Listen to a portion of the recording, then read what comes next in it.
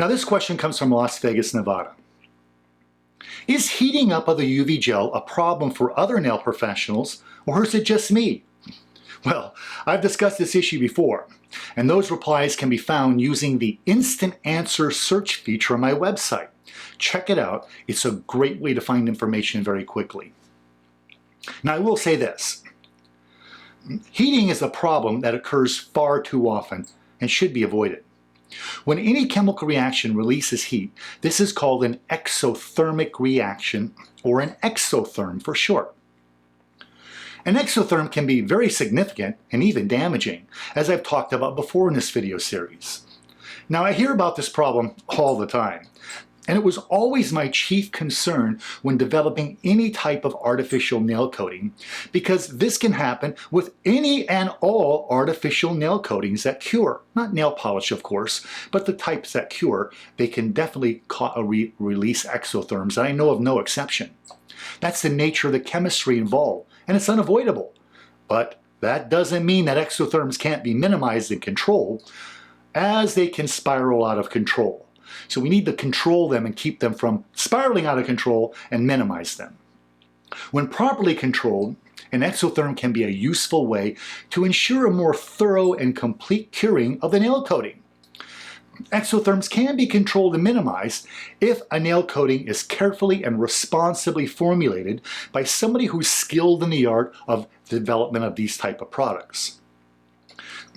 This exotherm allows for the nail coating to properly cure, and of course, when you're using the correct nail lamp. And that correct nail lamp is one that's been scientifically tested to ensure that it cures the nail coating to a high degree of cure so it will be safe, but without releasing excessive amount of exotherms. Exotherms can be a red flag. When a product overheats to the point of causing burns of the nail bed, that's the problem. And this is called onycholysis. Onycholysis is a medical term for the separation of the nail plate from the nail bed. Onycholysis is a sign that something is seriously wrong and should be immediately corrected before the client develops a permanent injury, which can lead to infections and even loss of the nail plate. Exotherms can be made much more noticeable and more painful when nail technicians friction burn the nail bed from overly aggressive filing, which of course happens with great regularity, and it just magnifies this problem. I would go out of my way to minimize exotherms whenever I developed a nail coating. It was one of my top goals for development, because exotherms can be a real and significant problem. I even spent months building a special scientific instrument that would very precisely measure the exotherms created by the nail plate during curing. Now, besides formulation, what other factors can cause exotherms? Well, as I mentioned before, using the incorrect nail lamp to cure a UV gel is a leading cause, just as applying the product too thickly, too thick of a layer. Both these are leading causes for exotherms.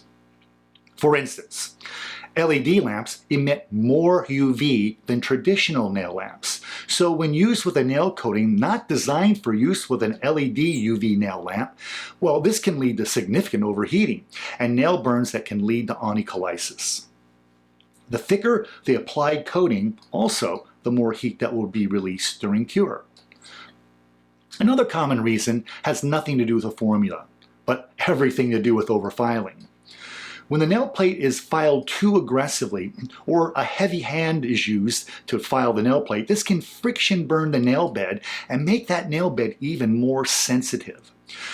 Now, when the nail bed is injured by overfiling, it becomes so highly sensitive that even small exotherms become suddenly significant and noticeable.